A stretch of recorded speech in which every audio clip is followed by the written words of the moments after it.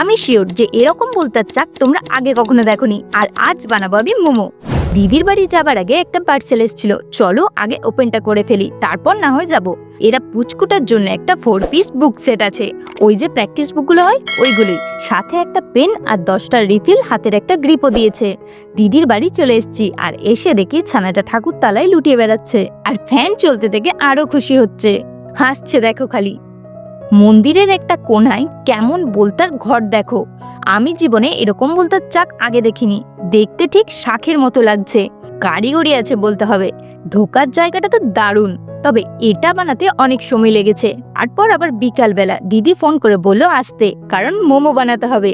তাই এসে সবাই কাজে লেগে পড়েছি। এইদিকে কিছু মোমো সিদ্ধ হচ্ছে আর এটা মোমোর পুর, কিছু বানানো হয়েছে, কিছু বানানো চলছে। মোমোর পুর ভরে বানানোর দায়িত্বটা বরাবর কিন্তু আমারই থাকে। হঠাৎ করে কারেন্টটা চলে গেল, তাই চার্জার নিয়ে ছানাটা চার্জার ড্যান্স করছে।